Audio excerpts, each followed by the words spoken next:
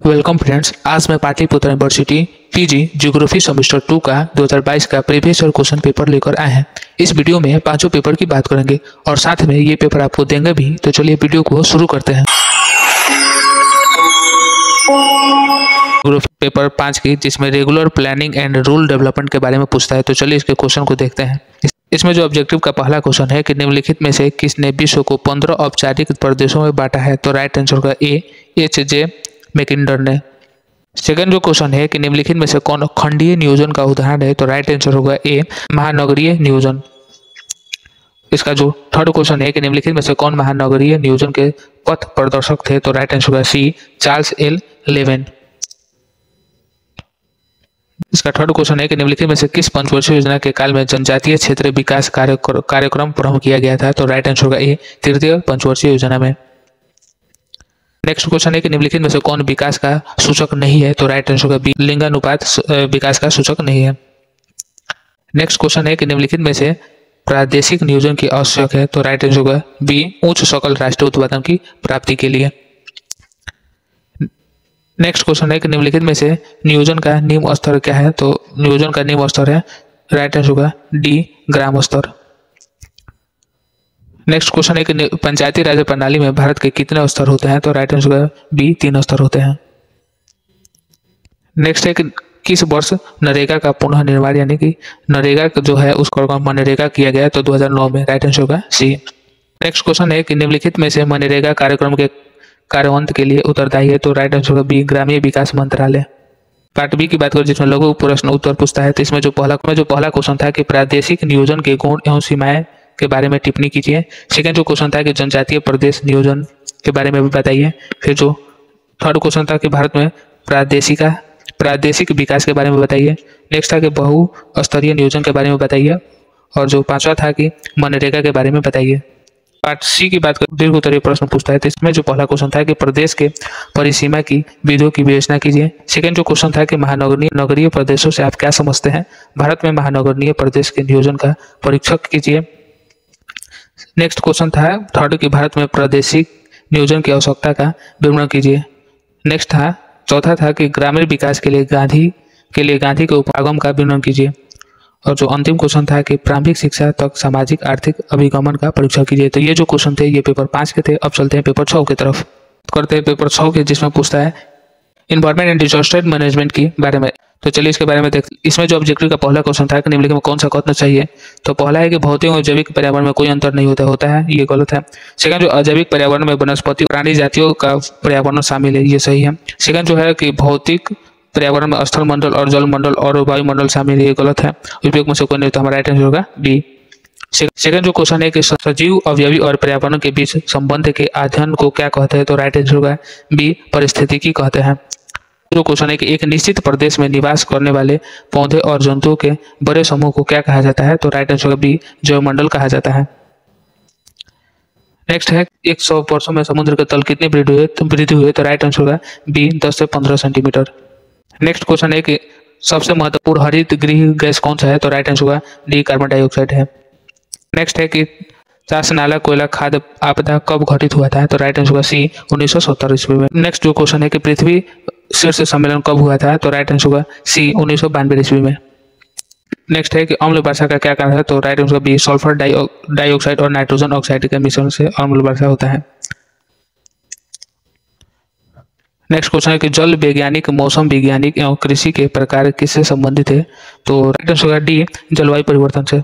Next है कि प्रदूषण का निक्षेपण एवं अनुजीवित निम्नीकरण और आत्मशोधित किसकी प्रक्रिया है। तो आंसर होगा डी, जल की प्रक्रिया है। पार्ट बी के, जिसमें उत्तरीय प्रश्न पूछता है। इसमें जो पहला क्वेश्चन आया था कि पारिस्थितिकी तंत्र की गतिकी के बारे में बताइए। जो सेकंड था कि जल प्रदूषण के स्रोत के बारे में। थर्ड क्वेश्चन था कि ओजोन क्षीणता के बारे में लिखिए। फिर जो पांचवा नेक्स्ट क्वेश्चन था कि भारत में सूखा, इसके बारे में बताइए। फिर नेक्स्ट था कि औद्योगिक आपदा के बारे में लिखना था। पार्ट सी की बात करें, जिसमें दीर्घ क्वेश्चन पूछता है। इसमें जो पहला क्वेश्चन आया हुआ था कि आर्थिक पारिस्थितिकी तंत्र की प्रमुख विशेषताओं की विवेचना कीजिए। जो सेकंड क्वेश्चन था कि मृदा प्रदूषण के कारणों की विवेचना कीजिए, मृदा को प्रदूषण से बचाने के उपाय बताइए। नेक्स्ट क्वेश्चन था कि समुद्र तल में परिवर्तन के कारणों एवं प्रभाव का परीक्षण कीजिए। पृथ्वी शीर्ष सम्मेलन की उपलब्धियों की विवरण दीजिए। और क्वेश्चन था कि भारत में उदाहरण सहित मानवकृत आपदाओं के प्रकारों की विवेचना कीजिए। तो ये जो क्वेश्चन थे ये पेपर 6 के थे। अब चलते हैं पेपर 7 की तरफ। अब बात करते हैं ज्योग्राफी के पेपर 7 की। रिसोर्स एंड इकोनॉमिक ज्योग्राफी के बारे में पूछता है।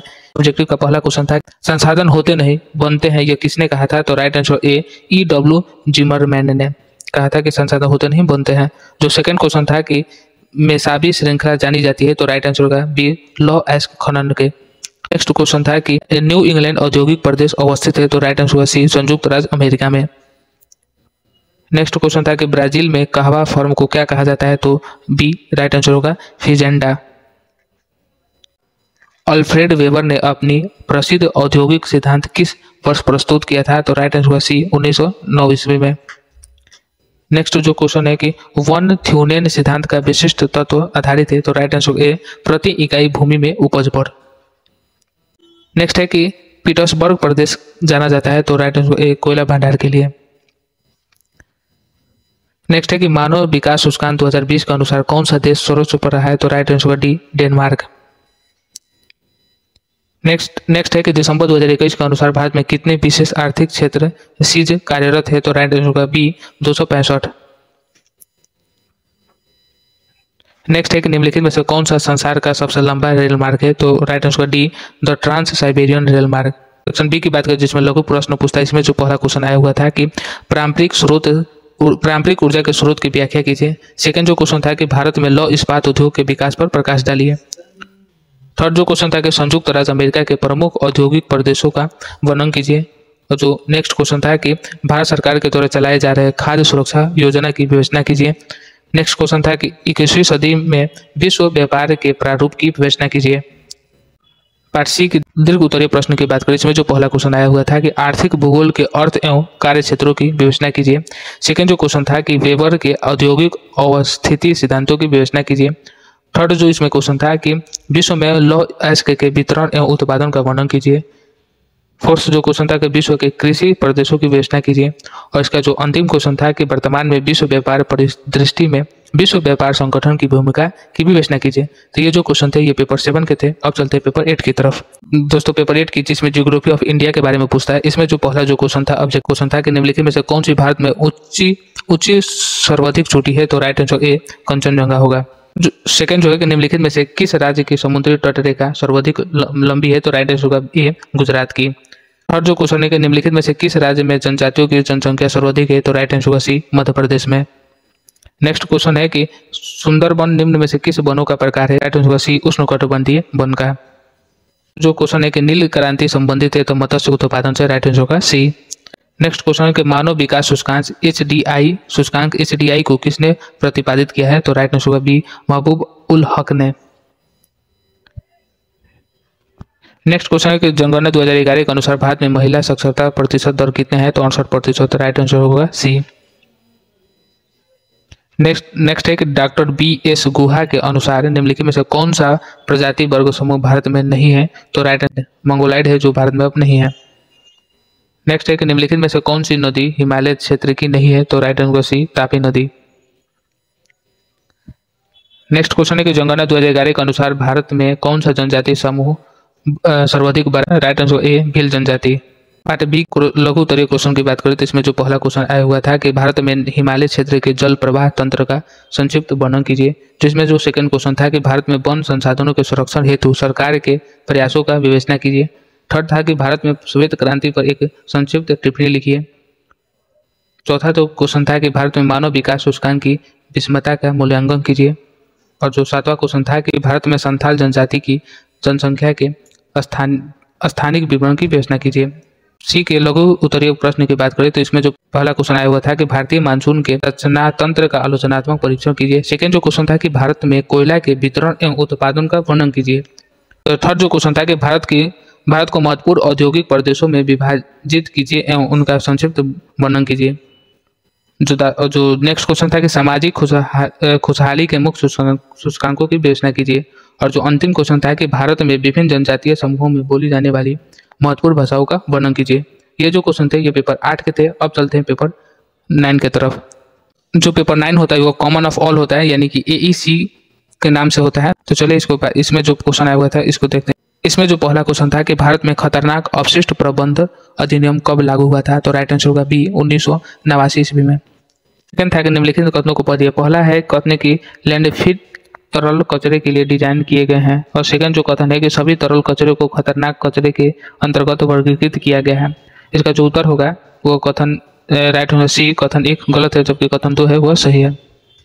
थर्ड क्वेश्चन की बात करें तो गीले कचरे को प्रक्रियाओं के द्वारा खाद में बदला जा सकता है, तो खाद बनाना राइट आंसर होगा डी। थर्ड जो क्वेश्चन है कि अपशिष्ट पदार्थों को कम करने के लिए ऑक्सीजन की अनुपस्थिति में किस प्रक्रिया में दहन किया जाता है, तो राइट आंसर होगा सी, पायरोलिसिस में। नेक्स्ट क्वेश्चन है कि अपशिष्ट प्रबंधनों के लिए 3R नियम के शामिल नहीं है, तो पुनः शामिल नहीं है तो पुनः उपयोग है, रिसाइकिल है, कम करना है, रिड्यूस करना है, यानी पुनः जनन नहीं है, राइट आंसर होगा ए। नेक्स्ट क्वेश्चन है कि निम्नलिखित में से किस सामग्री में उच्चतम रिसाइकल गुणवत्ता होता है, तो राइट आंसर ए, प्लास्टिक में। नेक्स्ट है कि बायोगैस का मुख्य घटक होता है, तो मीथेन होता है, CH4, राइट आंसर होगा डी। इसके द्वारा बायोमास में बायोगैस का उत्पादन होता है, तो राइट आंसर होगा सी, बैक्टीरिया के द्वारा वायवीय पाचन में। नेक्स्ट क्वेश्चन है कि बायोमेडिकल वेस्ट यानी कि प्रबंधन और हैंडलिंग नियम 1998 में कचरे की कितनी श्रेणियों की परिभाषित किया गया है, तो राइट आंसर होगा डी, 10 कचरे को, 10 प्रकार के कचरे को। क्वेश्चन बी की बात करें, लघु प्रश्न उत्तर पूछता है। इसमें जो पहला क्वेश्चन था कि नगर निगम के कचरे के उत्पादन और उपचार के बारे में लिखिए। जो सेकंड क्वेश्चन था कि जैव गैस में पाए जाने वाले विभिन्न घटनों के बारे में लिखिए। थर्ड क्वेश्चन था कि ई कचरे के बारे में लिखिए। फोर्थ क्वेश्चन था कि कचरे के निपटाने के लिए सूक्ष्म जीवों की भूमिका का वर्णन कीजिए, और जो अंतिम क्वेश्चन था कि वर्मी कंपोस्ट के उपयोग का वर्णन कीजिए। सेक्शन सी की बात करें जिसमें दीर्घ उत्तरीय प्रश्न पूछता है, तो इसमें जो पहला क्वेश्चन था कि एकीकृत अपशिष्ट प्रबंधन IWM का वर्णन कीजिए। सेकेंड जो क्वेश्चन था कि जैव चिकित्सा अपशिष्ट की विभिन्न श्रेणियों का वर्णन कीजिए। नेक्स्ट क्वेश्चन था कि जैव चिकित्सा अपशिष्ट के अनुसूचित निपटान के कारण होने वाले कुछ स्वास्थ्य और पर्यावरणीय संबंध खतरों का वर्णन कीजिए। नेक्स्ट क्वेश्चन था कि कंपोस्ट एवं वर्मी कंपोस्ट बनाने की विधियां को लिखिए। और जो अंतिम क्वेश्चन था कि निम्नलिखित में से संक्षेप में वर्णन कीजिए। पहला जो है कि भस्मीकरण, लैंडफिल, और सेकंड थर्ड जो है माइक्रोवेलिंग, और फोर्थ है ऑटोक्लेविंग। इस वीडियो में हमने ज्योग्राफी PG सेमेस्टर 2 का प्रीवियस ईयर क्वेश्चन को देखा। अगर आपको वीडियो अच्छा लगा होगा तो वीडियो को लाइक और चैनल को सब्सक्राइब जरूर कर दें। इस PDF का लिंक वीडियो के डिस्क्रिप्शन में है, वहां से डाउनलोड करके देख सकते हैं। मिलते हैं नेक्स्ट वीडियो में। जय हिंद।